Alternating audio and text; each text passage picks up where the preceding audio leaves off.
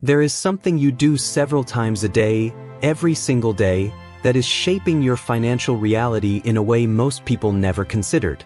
It is not what you invest. It is not how hard you work. It is not even what you consciously visualize or affirm.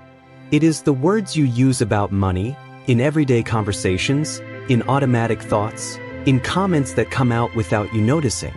And those words are, at this very moment, either building or silently destroying your prosperity.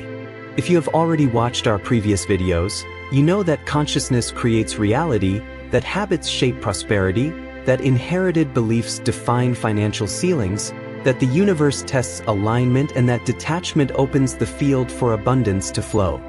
Today we explore something that connects all of these concepts in a very concrete and very practical way: language.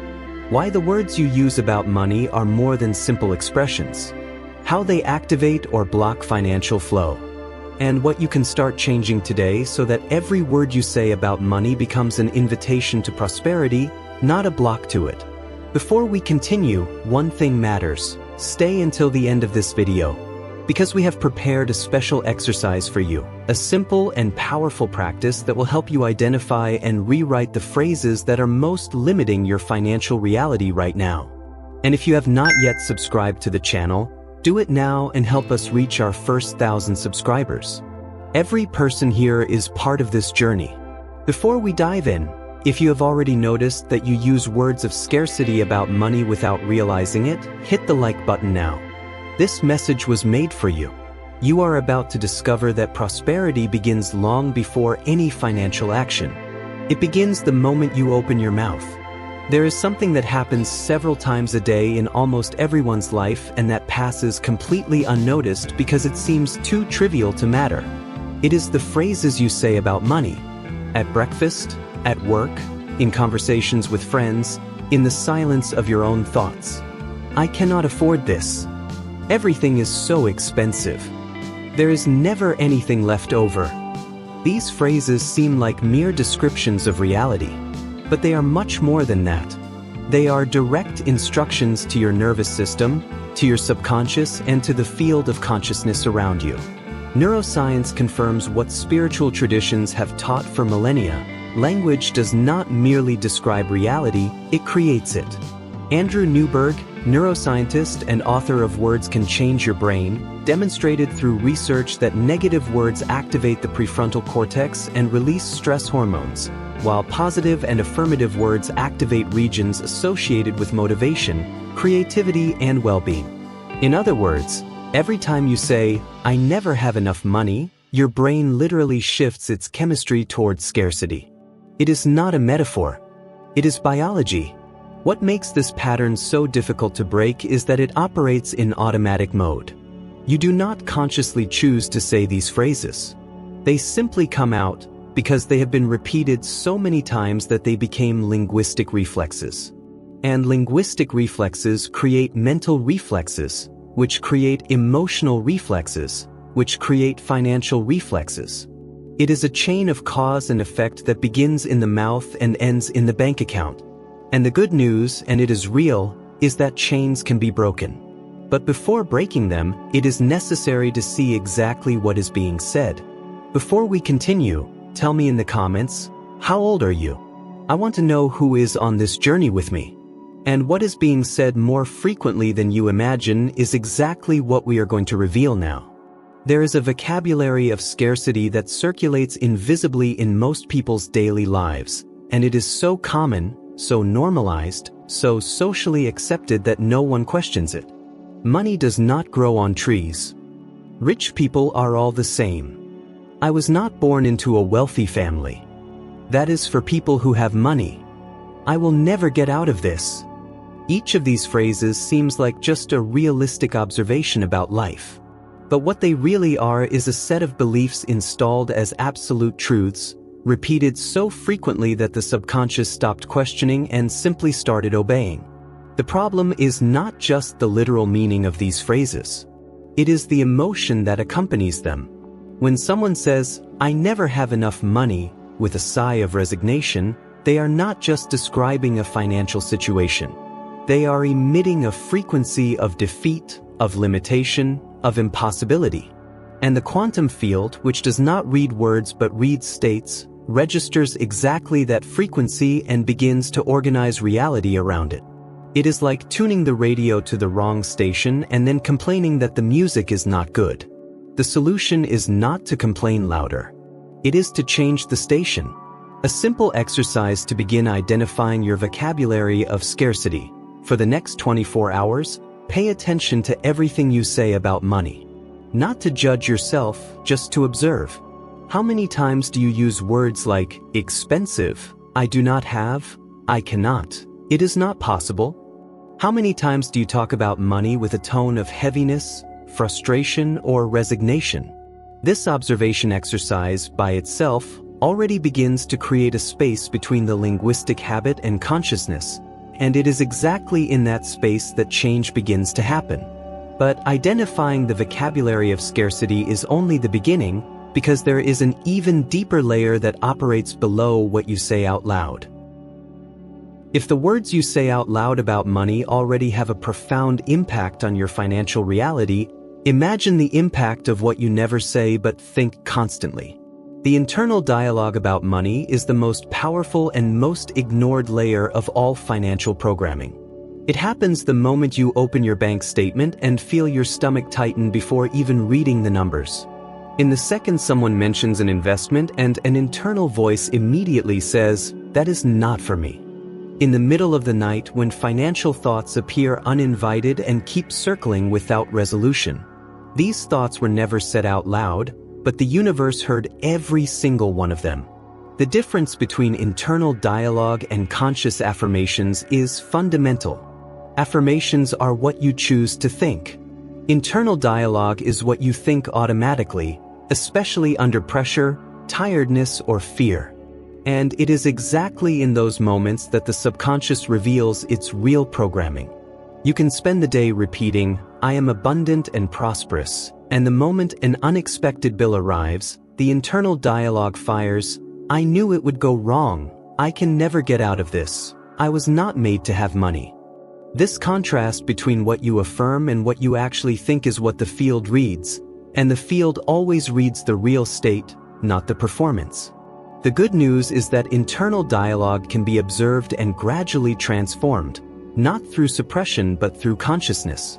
John Kabat-Zinn, creator of the MBSR mindfulness-based stress reduction program, describes this practice as learning to observe thoughts without identifying with them, like clouds passing through the sky, not like the identity of the observer. Applied to money, this means learning to notice the thought, "I never have enough money," without believing it is a truth, simply recognizing it as an old pattern that is passing. Hit the like button now if you have already noticed this internal dialogue happening in you, because recognizing it is the first act of transformation. And what happens when you begin to observe this dialogue is that you discover something surprising about the difference between complaining and processing. There is a very important distinction that most financial mindset content completely ignores, and that, when not understood, creates a dangerous trap for those trying to change their relationship with money. It is the difference between complaining and processing. Between talking about financial difficulties in a way that reinforces scarcity and talking about them in a way that acknowledges them without merging with them. This difference is not in the subject of the conversation. It is in the quality of consciousness behind the words. And the quantum field detects this difference with a precision that surprises those who have not yet stopped to observe. Complaining has a specific signature. It is circular, repetitive, and produces no opening for solution. Everything is expensive, I cannot pay my bills, nothing ever changes, always the same thing. These phrases are not processing reality. They are feeding on it. Each repetition deepens the neural groove associated with scarcity and reinforces the identity of someone who does not have. Processing is different. Processing is saying, I am going through a financial difficulty right now, this is challenging, and I am looking for ways to change it. Same reality, completely different frequency. One closes the field. The other opens it. In practice, The most efficient way to transform complaint into processing is to add a question to the end of any negative financial observation. Instead of ending with, "I do not have enough money," end with, "I do not have enough money yet, and what can I do differently?" Instead of, everything is expensive and where can I find more value for what I have?" This small addition does not deny reality. It directs the brain toward resolution mode instead of victimization mode. Share this video with someone you know who is stuck in the cycle of financial complaint, because sometimes the greatest change begins with a simple question added to the end of a phrase. And when you learn to process instead of complain, you begin to notice something fascinating about where these language patterns originally came from. There is a mechanism by which the language of scarcity installs itself so deeply that it stops seeming like a choice and starts seeming like simply the way things are. It is called automatization. When a behavior, including a linguistic behavior, is repeated frequently enough, it migrates from the prefrontal cortex area, where conscious thinking happens, to the basal ganglia, where automatic habits live. And once a linguistic pattern becomes automatic, it operates without any conscious supervision. It simply happens like breathing, like blinking. That is why so many people say scarcity phrases without even noticing they are saying them. The problem deepens when we consider where these linguistic habits came from. In most cases, they were inherited, copied from the family environment during childhood, when the brain was in total absorption mode. If your parents said, "Money is not everything," with a tone suggesting that wanting money was something shameful, you probably internalized not just the phrase but the emotion behind it. If in your home money was always a tense subject, loaded with silence or conflict, you probably developed a habit of talking about money with that same emotional weight. These patterns were automatized decades ago, and they continue operating today with the same force, only now with your voice. James Clear, in Atomic Habits, describes the habit transformation process as a gradual substitution, not an abrupt elimination, but a conscious and repeated exchange of the old pattern for the new. Applied to financial language, this means you do not need to immediately eliminate all your scarcity phrases. You need to start noticing when they appear and substituting them, one at a time, with phrases that open instead of close. If you are subscribed to the channel, activate the bell now, because every video here is exactly that process of conscious substitution, one concept at a time. And when you begin to substitute consciously, something very concrete and observable begins to happen in the way the prosperous people around you talk about money. If you pay careful attention to the way genuinely prosperous people talk about money, not those who flaunt wealth, but those who have a healthy and consistent relationship with abundance, you will notice very specific and very different linguistic patterns from the common vocabulary. They rarely say, "I cannot afford this." Instead they say, "That is not a priority right now," or "I am choosing to invest differently at this moment." They do not say, "I am broke." They say, "I am reallocating my resources." This difference is not merely semantic. It reveals a completely different internal posture toward money, personal power, and available possibilities. The language of prosperity has three fundamental characteristics that distinguish it from the language of scarcity. First, it is choice-oriented. Instead of "I do not have," it uses "I choose not to spend on this right now," which maintains the sense of agency and control. Second, it is future-oriented. Instead of "I never manage," it uses "I am still building," which keeps the possibility open. Third, it is value-oriented. Instead of "it is expensive," it asks, "Is it worth the investment?" which transforms the conversation from cost to return. These three linguistic shifts, applied consistently, begin to reorganize the way the brain processes financial situations and consequently how it responds to them. A practical example that illustrates this difference clearly. Imagine two people who receive the same professional partnership proposal that requires an initial investment. The first says, "I do not have money for this," and closes the conversation. The second says, "I need to evaluate whether this investment makes sense right now and how I can structure it," and keeps the conversation open. The first closed a door with the language of scarcity. The second kept a door open with the language of possibility. Weeks later, the second found a way to structure the investment that the first never considered, because their language never allowed their mind to go in that direction. Subscribe to the channel now, because in our next video we will reveal something that completely transforms the way your environment defines your financial ceiling. And when you begin to adopt this language of possibility, something inevitable happens. It begins to appear in your public conversations, and that is where a dimension that few people consider comes into play. There is a dimension of financial language that goes beyond what you say alone, and that has an even deeper impact than internal dialogue. It is the words you use about money in your social conversations, at family gatherings, with friends, at work, on social media. Every time you talk about money in public, you are not just communicating information. You are reinforcing an identity.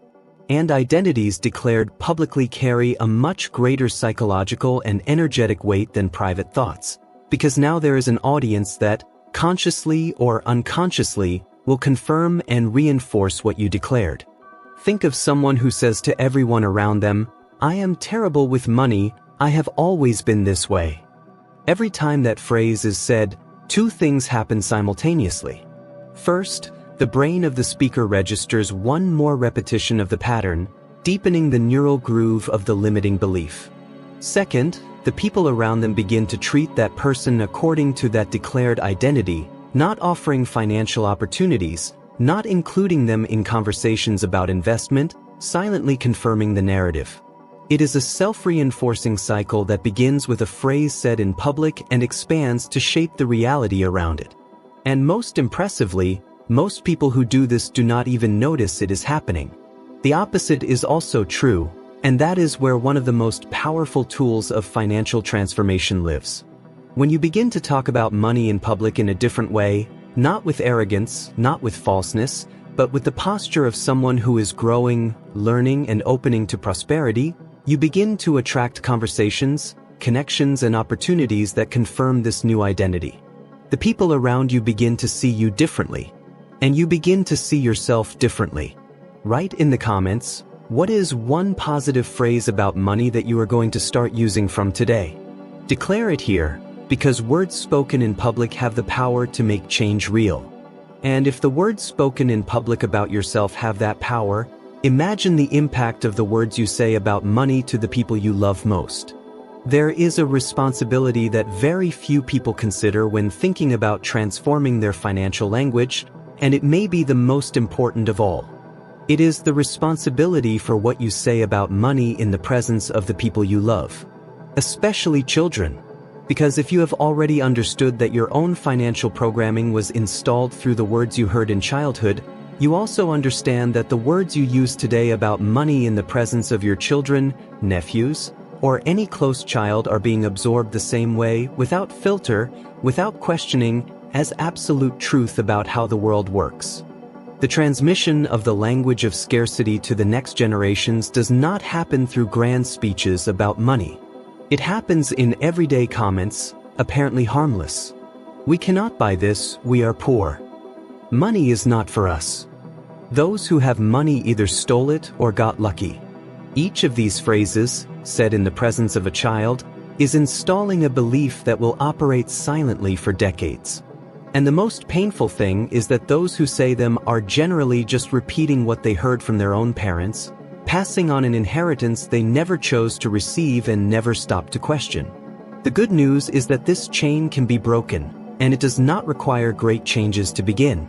It starts with small substitutions in everyday conversations. Instead of, "We do not have money for this," saying, "Let us plan how to save for this." Instead of, "Rich people are all the same," saying, "There are people who use money in very generous and impactful ways." Instead of tense silence about finances, creating open and healthy conversations about money, about value, about choices, about planning. Subscribe to the channel and activate the bell, because every video here is an opportunity to break patterns that have been passed down from generation to generation. And when this language begins to change in the closest conversations, something transformative happens. It begins to become natural, spontaneous, part of who you are. There is a point in the journey of transforming financial language that marks a fundamental turning point, and it is different from everything that came before. It is the moment when you realize you are no longer remembering to use the new phrases. They simply come out.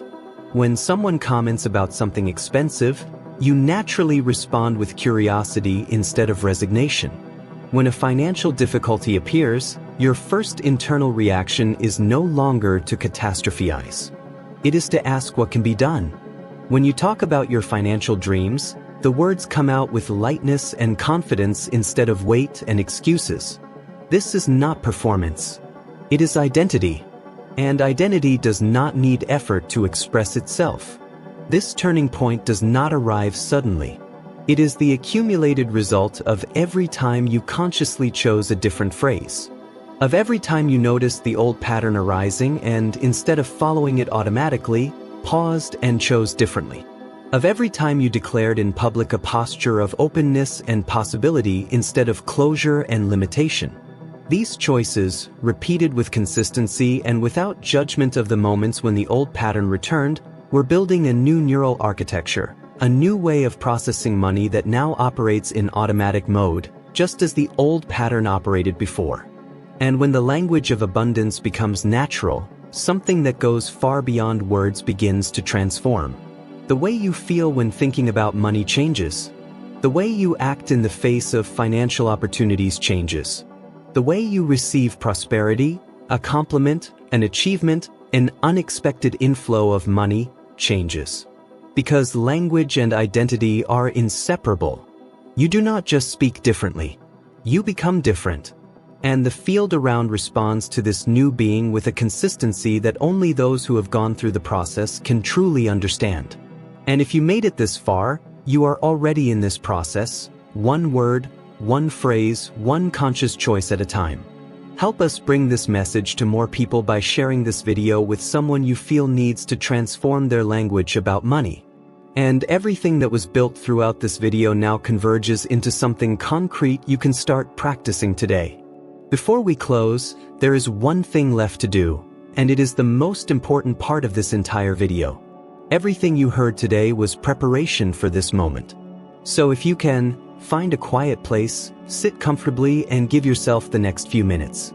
Not for relaxation, not for meditation, but for transformation. The first thing you are going to do is grab a piece of paper and a pen.